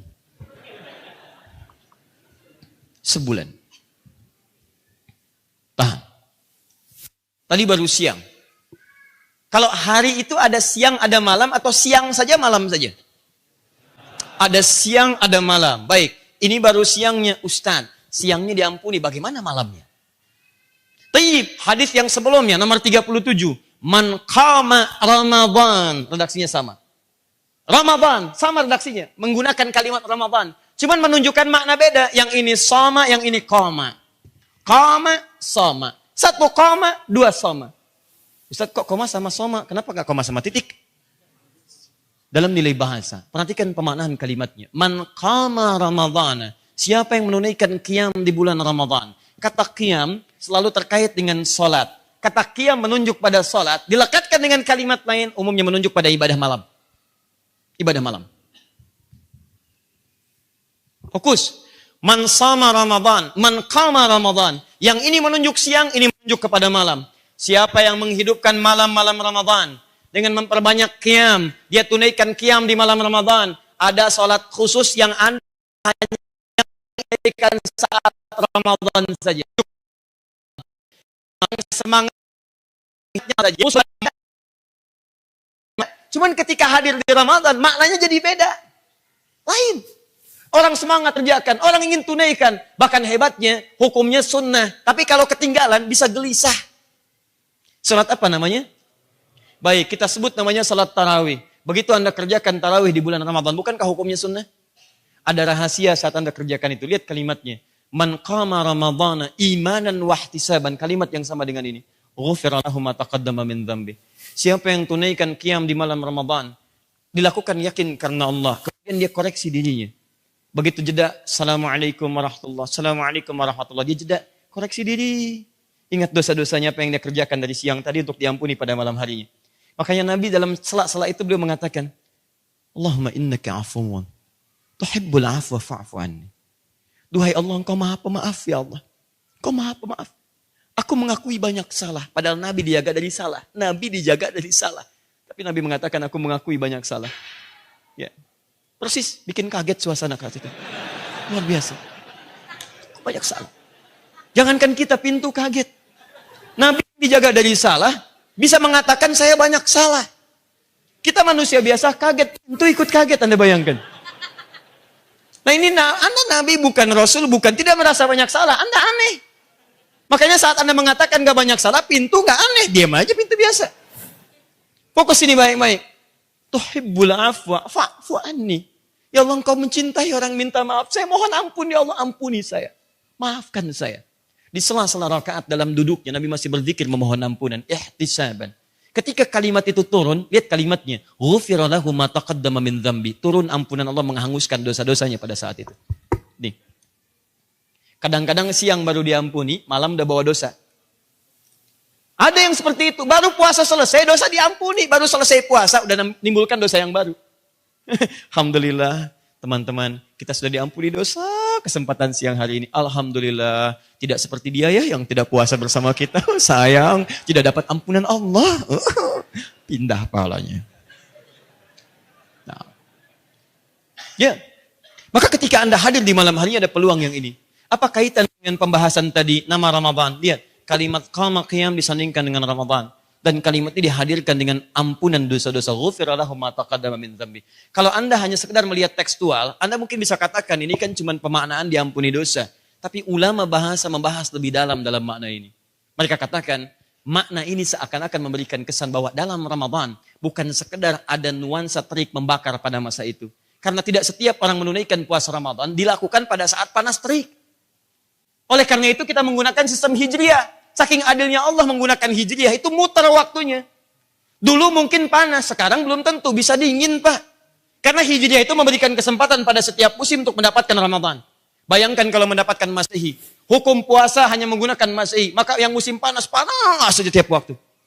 Yang musim dingin, dingin aja. Di Indonesia nggak kerasa karena nggak ada musim panas, nggak ada musim dingin. Tapi ketika Anda keluar, konsekuensinya banyak Pak. Musim panas di Arab disebut puasa ibadah. Subuhnya jam 4, maghribnya jam 8. Tapi waktu berputar, kadang semi, kadang musim gugur kharif, kadang masuk ke musim dingin. Begitu musim dingin disebut dengan puasa nikmat. Karena subuhnya jam 7, maghribnya jam 6. Muter. Sekarang orang bertanya, kalau disebut ini musim panas, kok ditunaikan pada musim dingin? Maka bagian kedua mengatakan, jangan lihat musimnya pada saat itu. Tapi ada makna yang ingin dilekatkan di dalamnya. Seperti Ramadan memiliki makna terik yang membakar, kalau Anda serius saat di bulan Ramadan siang malam, bisa dibakar dosa-dosa Anda di hadapan Allah Subhanahu wa taala. Kalau Anda memohon ampunan darinya. Paham? Taib. Jadi, dari sini kita bisa katakan lewat hadis ini bahwa Ramadan di antara keistimewaannya kenapa disebut dengan Ramadan? Ramadan memberikan peluang kepada kita menghadirkan ampunan setiap harinya siang dan malam. 30 hari kurang lebih. Karena itu kita bisa menolak yang mengatakan Ramadan dibagi 3 bagian. Pertengahannya rahmat, pertengahannya maghfirah, ujungnya pembebas dari neraka. Pernah dengar hadis itu? Ya, awal Ramadan rahmah, awsatuhu maghfirah, wa akhiruhu itqu minan nar. Awal Ramadan pertama adalah rahmat, pertengahannya ampunan. Di ampunan cuma di tengah-tengah.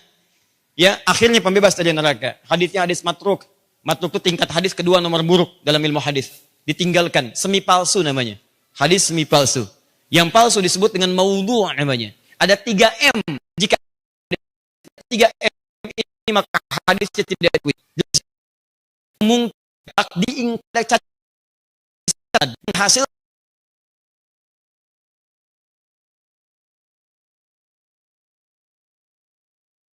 cuman orangnya bermasalah. Supaya tidak ada fitnah terhadap agama. Pantas orang Islam begini, hadisnya diriwayatkan oleh orang mabuk. Maka dari itu para pemabuk tidak diterima hadisnya. Jelas ya? Tayyib. Yang kedua matruk. Matruk diriwayatkan oleh orang-orang yang diduga seringkali berdusta. Dustanya kadang tidak langsung. Ngarang cerita macam-macam sehingga kadang-kadang nggak bisa dibedakan mana cerita, mana hadis. Yang terakhir maudhu. Kalau yang maudhu ini memang sudah berniat bikin hadis palsu. Makanya oleh Nabi disebutkan orang yang sengaja, mencatut namaku. Mencatut namaku. Man kadzaba alayya muta'ammidan falyatubwa maq'adahu min nar. Maka akan dia pasang ada orang pernah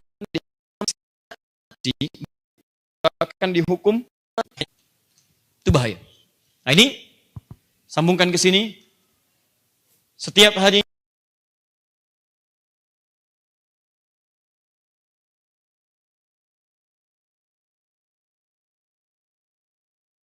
dapatkan Ramadan, ada anugerah di dalamnya. Boleh jadi Allah ingin membebaskan kita dari semua kungkungan dosa-dosa kita. Jadi kalau ada orang di bulan Ramadan ini nggak diampuni dosanya, bukan saya yang katakan, malaikat langsung yang sampaikan. Dalam hadis riwayat Al-Hakim, dalam kitabnya Al-Mustadrak, Nabi akan naik ke atas mimbarnya dari tiga tahapan itu. 1, 2, 3. Sebelum naik ke atas mimbarnya, maka setiap bagian jejak yang pertama, turun kalimat dari malaikat Jibril. Lihat kalimat pertamanya, bu'dan. Di riwayat lain, raghima'an farajulin, liman adraka Ramadhan wa lam yughfar lahu. Akan dihinakan oleh Allah Subhanahu wa taala dan jauh dari kasih sayang Allah Subhanahu wa taala orang yang sudah mendapatkan Ramadan tapi tidak diampuni dosa-dosanya. Sayang.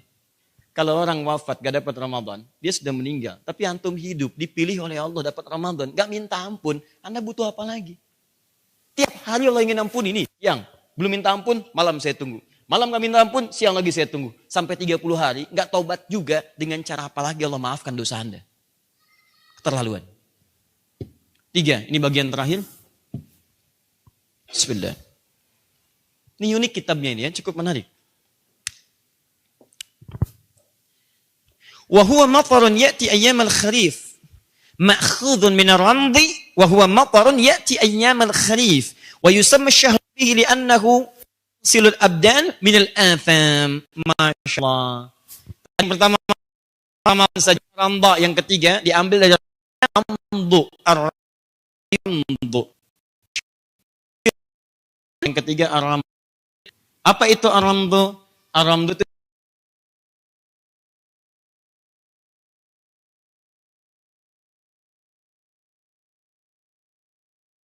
di musim gugur. Baik. Kalau hujan itu baik tidak? Baik. Tahan baik-baik, tahan sebentar, tahan. Jika tempat Anda turun hujan, kemudian dengan hujan itu kotoran bersih, disapu, hujannya bagus tidak? Baik tidak? Baik. Jika di tempat Anda turun hujan, tiba-tiba hujannya menghadirkan banjir, banjirnya masuk ke rumah Anda, membawa kotoran-kotoran. Baik, hujannya baik tidak? Baik. Alhamdulillah. Banjirnya baik tidak?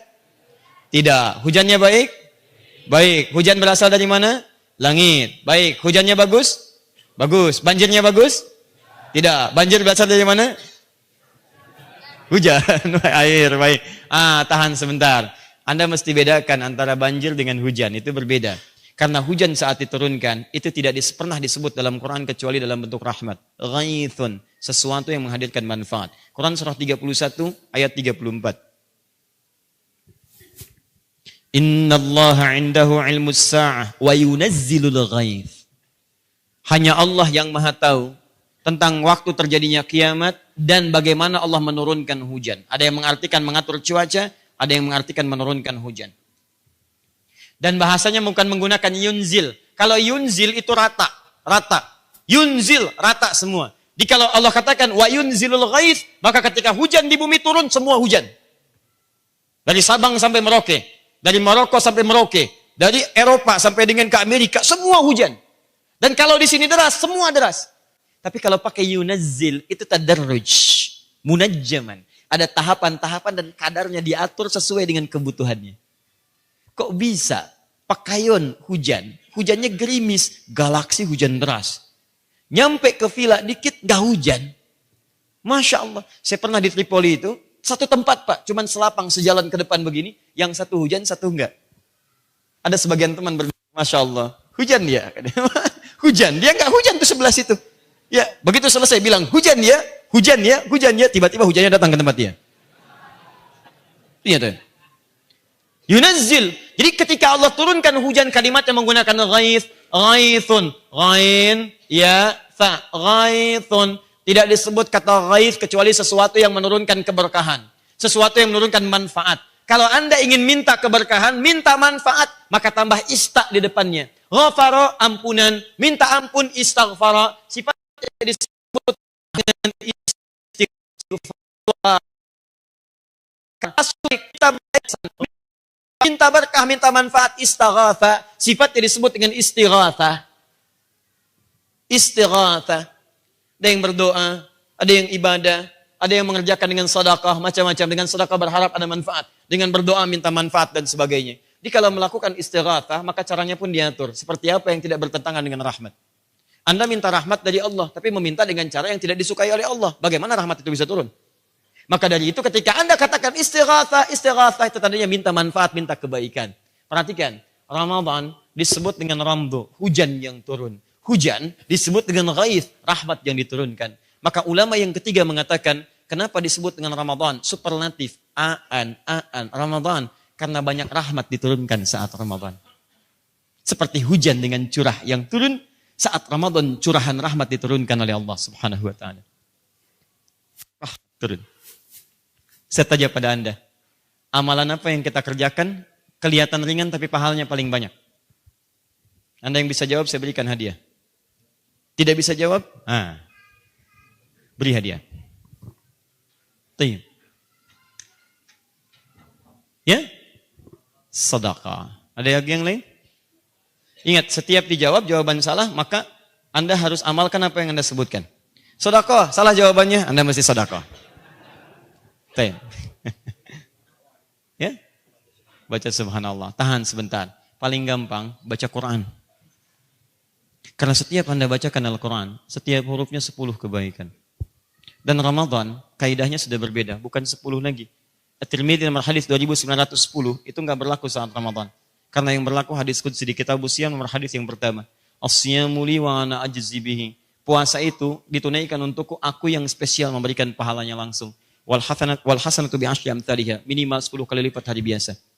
Anda bisa bayangkan saat Ramadan, Anda baca Quran setiap hari, Alif Lam Mim 30. Ramadan ukurannya sudah tidak seperti itu lagi. Paling minimal 10 kali lipat. 30 kali 10, 300. Itu paling minimal. Banyak lagi, banyak lagi. Rahmat itu turun saat Ramadan. Baik, yang kedua. Anda kalau malam suka tahajud, insya Allah. Baca Al-Quran, insya Allah. Berdoa, insya Allah. Istighfar, insya Allah. Berdoa supaya Madrid menang. Istighfar, Kaat Muncan kalah. Ya kan? Bisa. Itu tidak pada tempatnya. Berdoa dalam kehidupan untuk akhirat Anda. Taib, istighfar dalam kesalahan dunia Anda. Supaya dibawa pulang menghadap ke Allah dengan keadaan yang terbaik. Fokus baik-baik. Ada saat Anda mengerjakan semua itu, Anda sholat, Anda baca Quran, Anda ibadah, Anda zikir, itu pahalanya senilai paling minimal 83 tahun dikerjakan berturut-turut. Saya tanya pada Anda di sini, siapa yang kuat baca Quran selama 83 tahun berturut-turut? Mas jaket merah, kuat? Oh, mau permisi, maaf saya kira kuat. Permisi, saya tidak kuat. Ya. Baik. 83 tahun.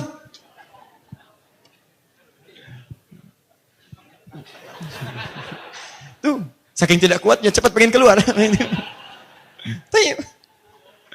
Fokus ini, fokus. 83 tahun. Kuat gak?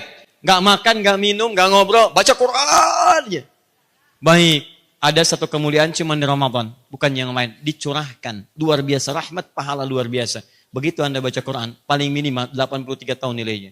Jadi begitu Anda baca, walaupun cuma 3 huruf, Alif Lam Mim, seakan-akan baca Alif Lam Mim 83 tahun tanpa henti. Itu paling minimal. Kapan waktunya? Cuma Ramadan. Bahkan disebutkan langsung keutamaannya. Waktunya cuma malam. Kalau malam biasa disebut dengan lail. Tapi kalau malam yang punya keistimewaan, tambahkan tak di ujungnya, menjadi lailah. Lail, malam. Di malam ini ada keistimewaan, tambahkan tak di ujungnya. Sifat yang menunjukkan keistimewaan di malam itu. lailah. Baik. Inna anzalnahu fi lailah, bukan lail. Wa ma adraka ma Lailatul Qadri khairum min malam Al-Qadar. Itu kemuliaannya lebih dari, bukan sama dengan, lebih dari 1000 bulan. Kalau 1000 bulan saja ada yang menghitung 83 tahun, ini lebih dari. Jadi kalau Anda beramal di malam itu, pahala Anda lebih daripada 83 tahun. Anda baca Quran lebih daripada 83 tahun. Anda sholat lebih daripada 83 tahun. Anda sodakoh lebih daripada 83 tahun. Sodakoh. Allahu Akbar. Dan yang hebat, Anda istighfar. Maka istighfar itu berpeluang menggugurkan dosa-dosa Anda melewati kadar usia Anda. Itu yang luar biasa. Dan cuma Ramadan. Rahmat diturunkan, berkah diturunkan. Itu luar biasa. Kalau Anda ingin hitung-hitung dosa silahkan. Ya Allah. Saya usia 34 tahun nih. Ampunan 83 tahun. Masya Allah. Kayaknya satu huruf cukup nih. Nun. 83 tahun. Lumayan. Kurang makanan dia. Paham? Saya tutup. Karena itulah Nabi menyampaikan cuma Ramadan, bulan yang penuh keberkahan dengan segala rahmat diturunkan. Hadisnya An-Nasai, nomor hadis 2106, disahihkan oleh Syekh Al-Albani dalam kitab dia Sahih At-Targhib, nomor hadis 999. Qala Rasulullah sallallahu alaihi wasallam, atakum Ramadan. Akan tiba pada kalian Ramadan. Atakum Ramadan, akan tiba pada kalian Ramadan. Begitu menyebut Ramadan, selanjutnya syahrun mubarak. Bulan yang di dalamnya banyak keberkahan diturunkan. Banyak keberkahan diturunkan.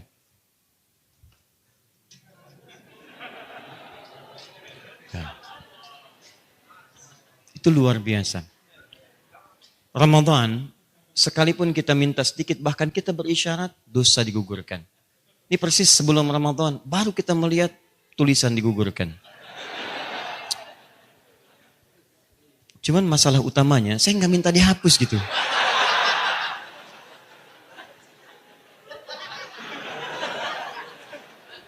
Iya. Mana caranya?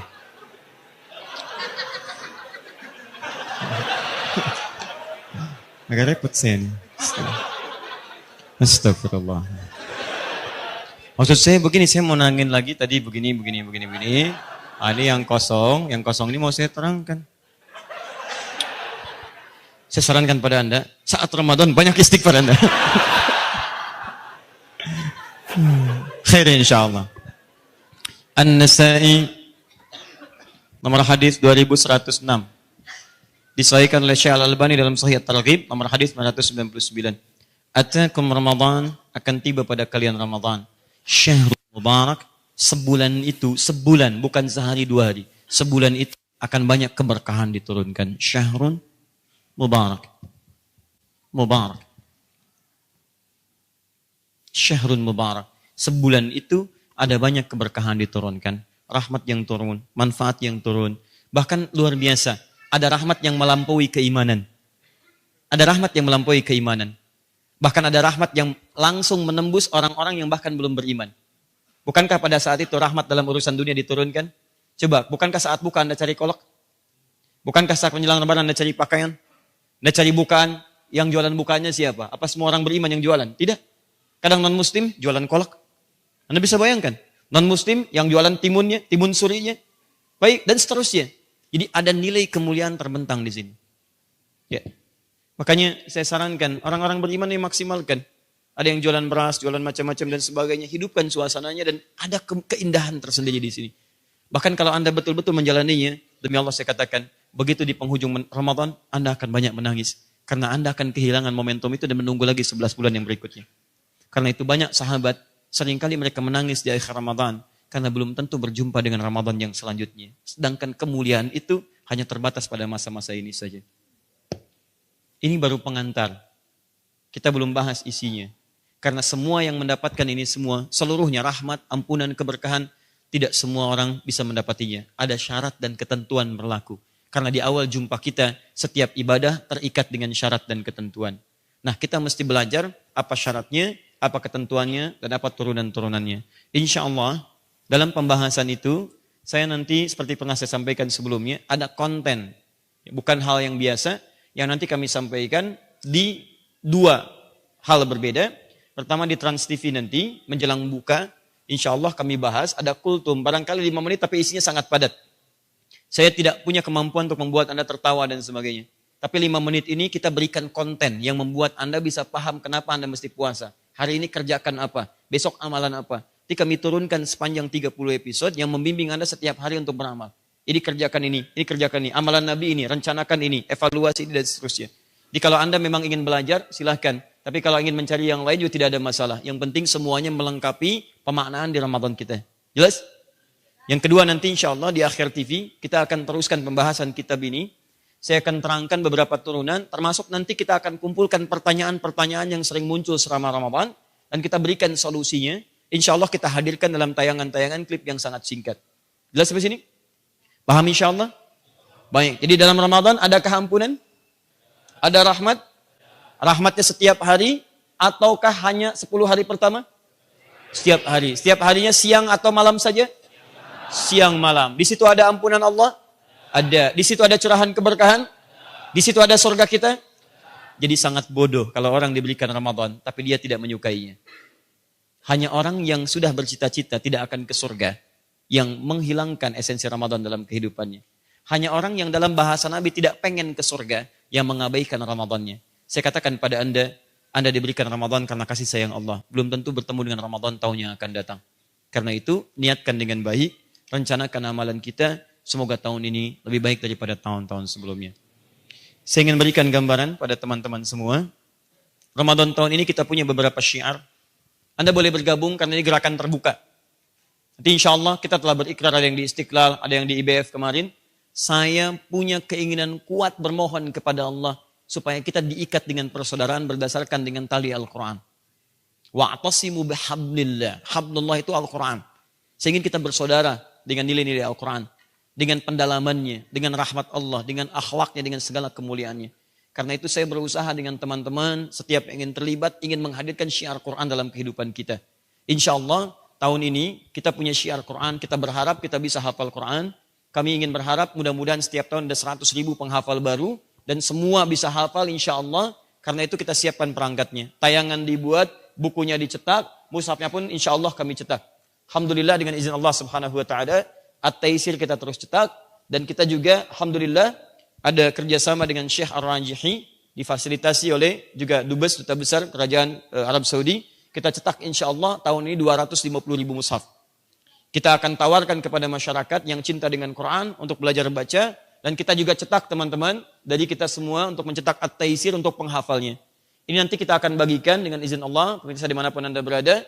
Dari Sabang insya Allah sampai ke Merauke, kita programnya 500.000. Kita bagi dua, sekarang 250.000 dan ke depan 250.000. Yang kedua, kami ingin mengajak yuk menghafal Quran. Nanti insya Allah aplikasi dari buku MZN kita hadirkan saat Ramadan. Siap insya Allah?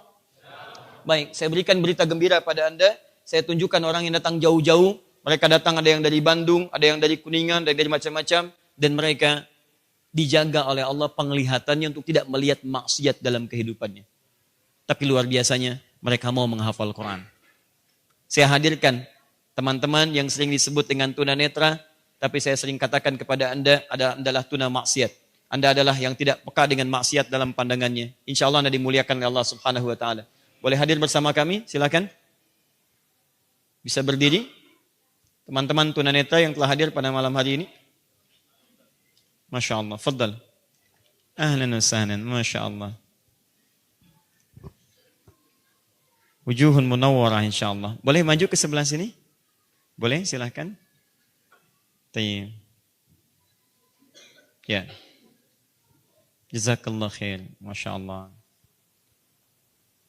Boleh pinjam mic-nya? Antum tunanetra juga? Ya, bukan ya.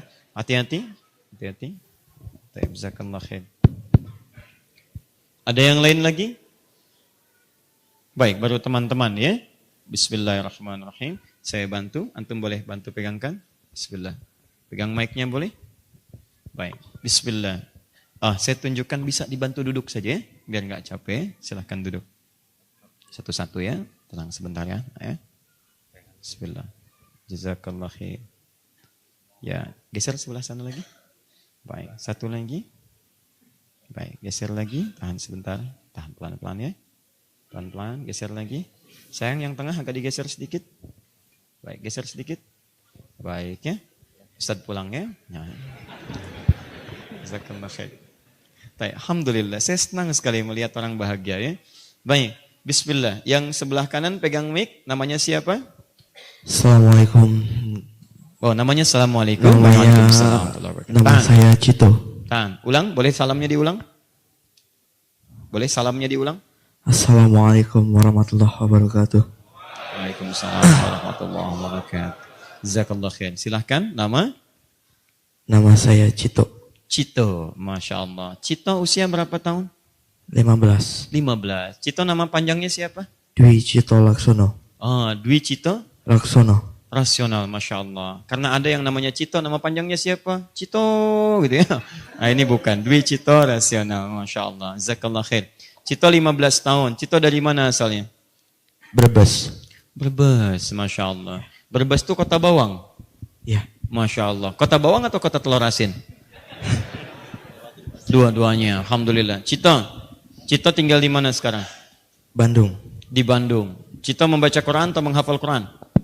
Menghafal insya Allah. Menghafal insya Allah. Cito menghafalnya sekarang sudah berapa juz? Untuk juznya kami belum terlalu banyak. Cuman kami masih berproses. Mohon doanya saja. Insya Allah. Baik, sudah surat apa yang dihafalkan? Yang sudah hafal surat apa Cito? Al-Ikhlas hafal? Qul huwallah? At-Tariq. At-Tariq, Masya Allah. Ada orang diminta At-Tariq, minta Al-Ikhlas. Ini saya minta Al-Ikhlas, minta At-Tariq. Luar biasa. Baik, 3 orang datang kemudian melamar anak seorang kiai. Cantiknya luar biasa. Kemudian diminta kesolehan, dicek Qurannya. Nada siapa namanya? Aduh, saya Anas, Pak Kiai. Baca surat An-Nas. Baca An-Nas. Masya Allah. Bagus, bagus, bagus. Yang kedua siapa? Saya Tariq, Pak Kiai. Masya Allah. Baca surat At-Tariq. Baca, selesai. Yang ketiga, belum baca, sudah pucat wajahnya. Anda siapa namanya? Saya Imran, Pak Kiai. Baik.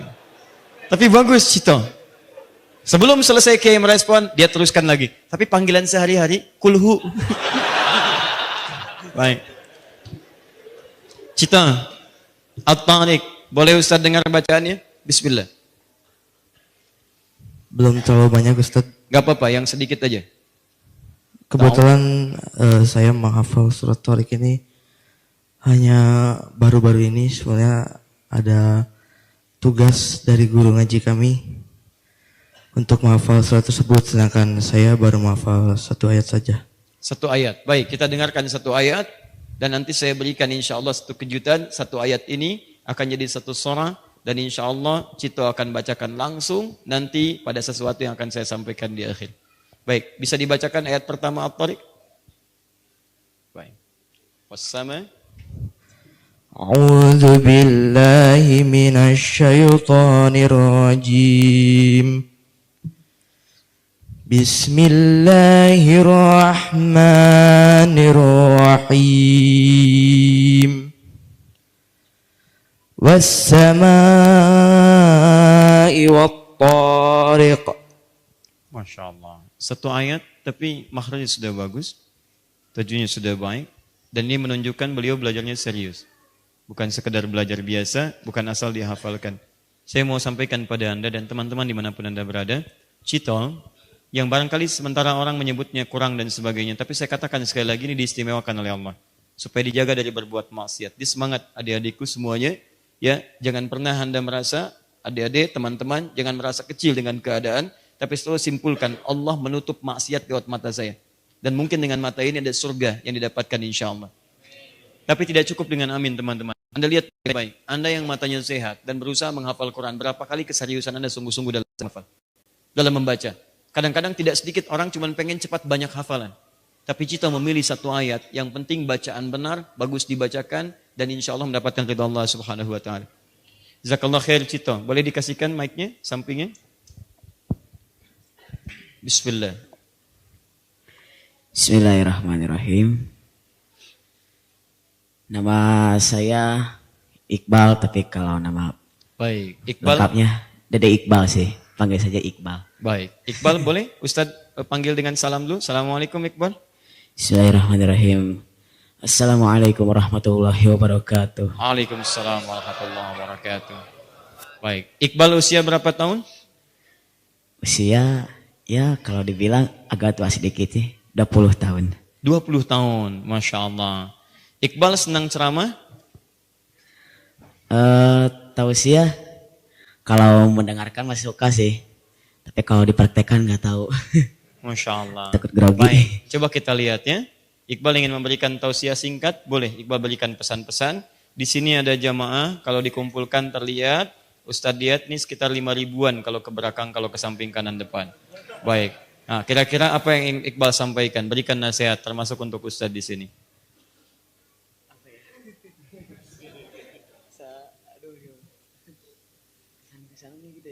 Boleh.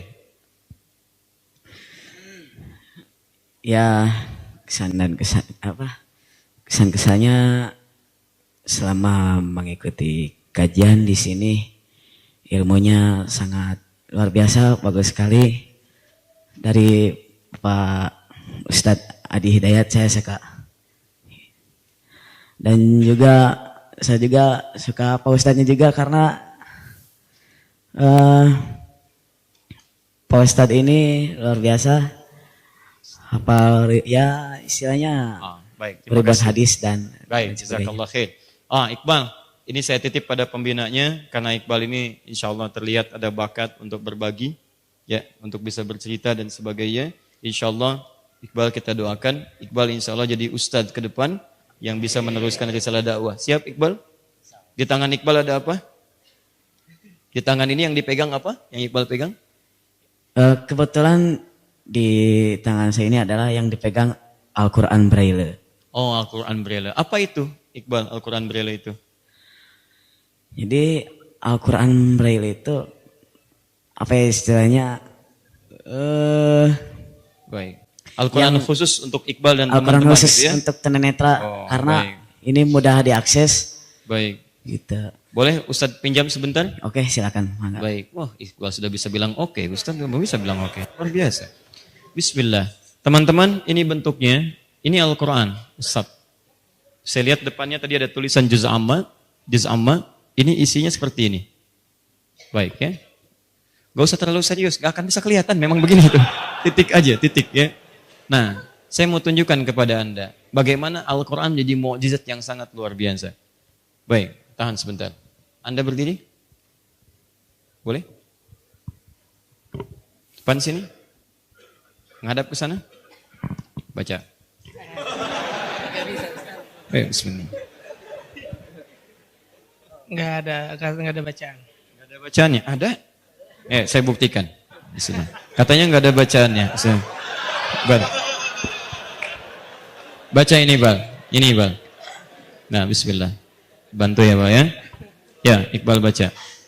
Ya. Kemudian cara membacanya itu Baca aja dulu Bal, jangan dikasih tahu caranya. Nanti bocor. Oh ya, astagfirullahaladzim. Astagfirullah. Bismillah, baca.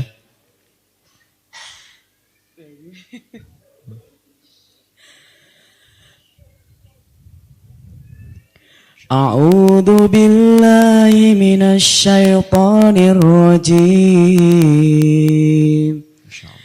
Bismillahirrahmanirrahim. Amma yatasaalun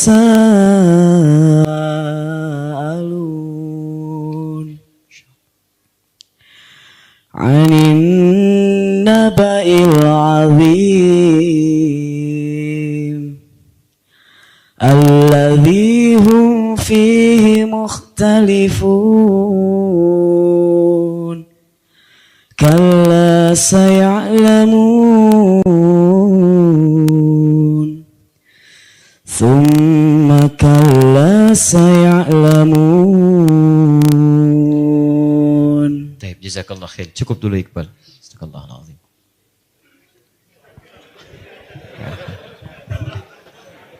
Baik.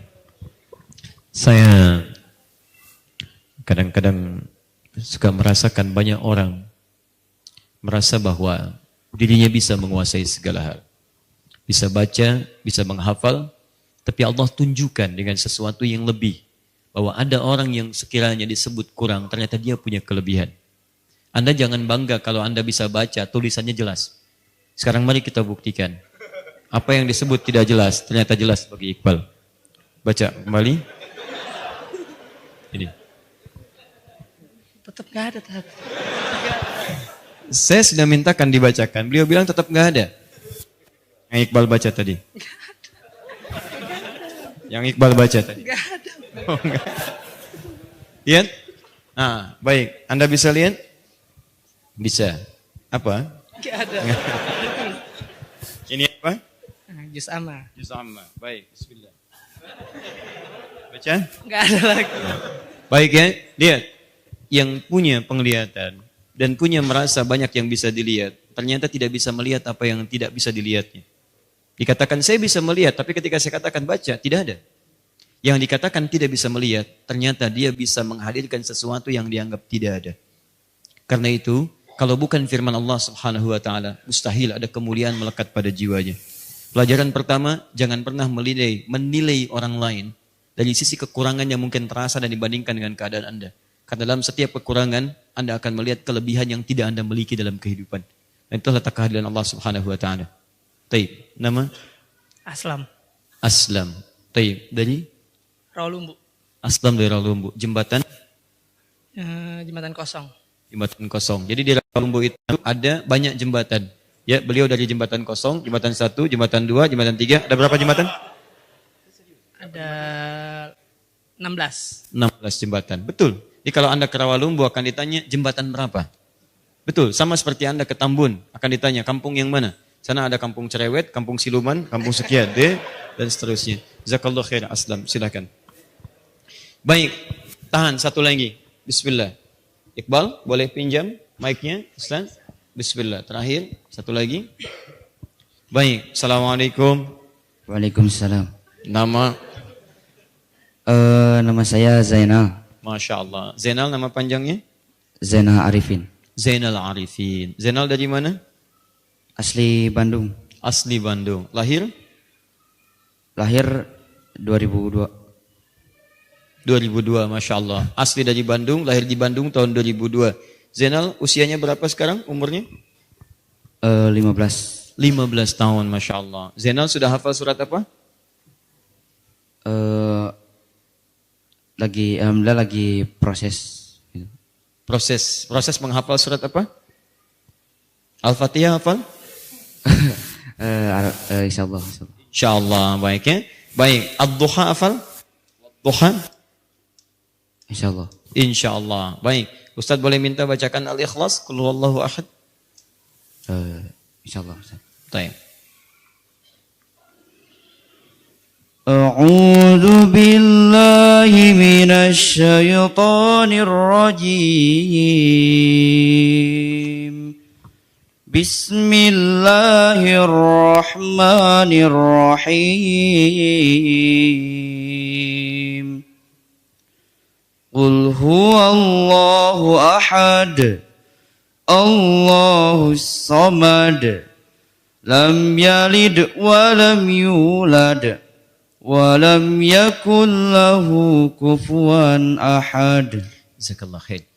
Iqbal dan teman-teman seluruhnya, semua ada berapa orang?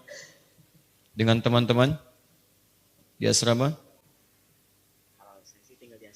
Tinggal di asrama. Ada berapa temannya? 11 orang. 11 orang. Baik. Boleh pinjam mic-nya tadi? Kembalikan. Baik, saya panggil Dwi aja supaya lebih enak. Mas Dwi, ada berapa orang dengan teman-teman? 11. 11 orang. Mau enggak baca Qur'annya di depan Ka'bah? Mau? Insyaallah mudah-mudahan. Terus saat dibaca di sana, mau dikirimkan ke Ustaz? Mau, insyaallah?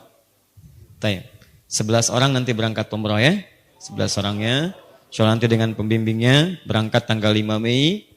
Insyaallah nanti menghafal Quran dari sekarang. Dibacakan di sana langsung di depan Ka'bah ya.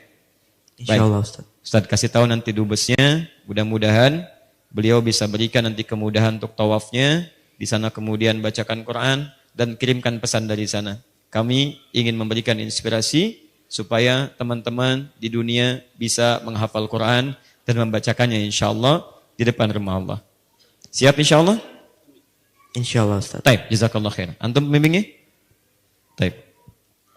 Antum insyaAllah temani teman-teman ya. Baik. Kami berikan insyaAllah 35 hadiah umrah, termasuk teman-teman di dalamnya akan berangkat. Juga nanti dengan teman-teman ahli Quran yang lainnya. InsyaAllah berangkat tanggal 5 Mei ke depan. Mohon disiapkan ya dengan teman-teman yang lain. Dan untuk yang tunanetra insyaAllah akan diberikan uang saku masing-masing 10 juta rupiah. Dan teman-teman pendampingnya insyaAllah untuk persiapan kita berikan masing-masing 2 juta rupiah untuk mempersiapkan untuk keberangkatan dan semoga Allah memberikan keridhaan untuk seluruhnya. Baik, terima kasih Iqbal, Wi, dan teman-teman seluruhnya. Baik, mau menyampaikan pesan apa untuk yang lain, pemirsa? Ada yang mau disampaikan? Baik, terima kasih ya. Semoga semuanya jadi ahli Quran dan kita sama-sama bergandengan ke surga insyaAllah. Jazakumullah khair. Aslam mau baca ini? Tidak, baik. Yakin? Jazakallah khair. Boleh Mas, silakan bisa kembali masing-masing, bisa diantarkan. Baik. Terima kasih. Jazakallah khair. Baik, jazakumullah khair.